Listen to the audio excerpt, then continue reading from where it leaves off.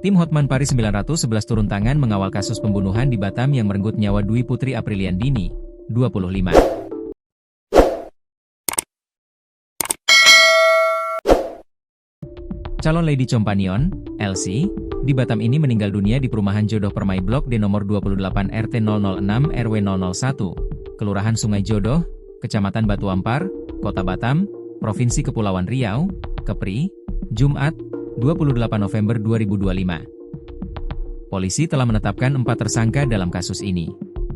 Mereka diantaranya Wilson Lukman, 28, Anik alias Melika atau Mami, 36. Kemudian Putri Angelina alias Papi Tama, 23, dan Salmiati alias Papi Charles, 25. Pendampingan diberikan secara gratis, pro bono, melalui Law Firm Purik Partners yang dipimpin langsung Putri Maya Rumanti, salah satu kuasa hukum yang tergabung dalam jaringan bantuan hukum Hotman Paris 911.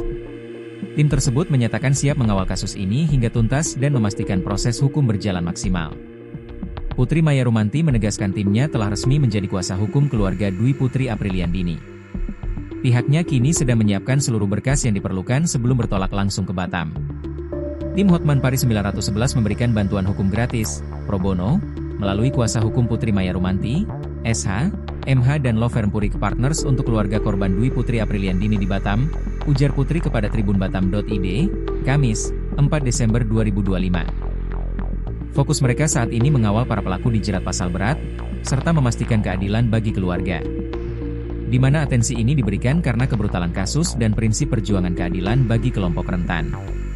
Pendampingan hukum ini kami lakukan secara gratis demi memastikan korban dan keluarganya mendapatkan keadilan, serta menuntut para pelaku dihukum maksimal, katanya. Tim Bantuan Hukum Hotman Paris 911 menilai kasus ini memiliki unsur kekerasan ekstrim dan mengarah pada eksploitasi, sehingga penting untuk mengawalnya secara ketat.